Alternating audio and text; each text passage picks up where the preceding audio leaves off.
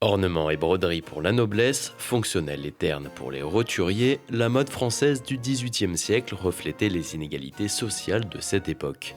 Au musée de la Révolution française, dans le domaine de Visil, le style de vie de cette période est retracé. C'est vrai qu'on s'imagine toujours que la Révolution française est une conséquence de la faillite de l'État, d'un manque d'argent, ce qui était vrai pour l'État qui était complètement ruiné, mais il y avait une classe de la population française assez importante qui était en capacité de s'habiller, de se faire des petits plaisirs, d'aller dans l'artisanat et d'avoir une vie, je dirais, avec quelques éléments de luxe. Et cette question du luxe et de l'accès au luxe et de ce que ça veut dire, ces questions-là sont largement débattues dans l'Europe des Lumières et par les philosophes tout au long du XVIIIe siècle.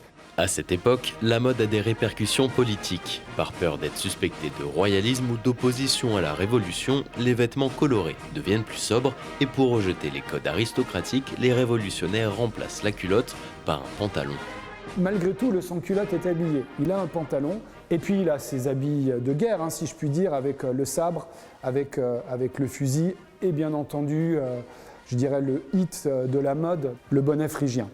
La dame, quand elle porte une robe, elle porte également la cocarde et le fichu et elle est armée. Donc à cette époque-là, évidemment, on représente souvent les dames et les citoyennes comme étant armées et elles participent tout à fait aux insurrections. Petit à petit, un régime de terreur est mis en place et la délation était courante. L'Assemblée va même légiférer pour obliger les citoyens à porter la cocarde. La Convention nationale, sur la proposition d'un membre, décrète que les femmes qui ne porteront pas la cocarde tricolore seront punies. Cette révolution française qui voulait l'égalité entre les personnes au maximum, qui promouvait, qui se battait contre les inégalités, eh bien, impose aux citoyens, aux citoyennes, de porter un accessoire de mode.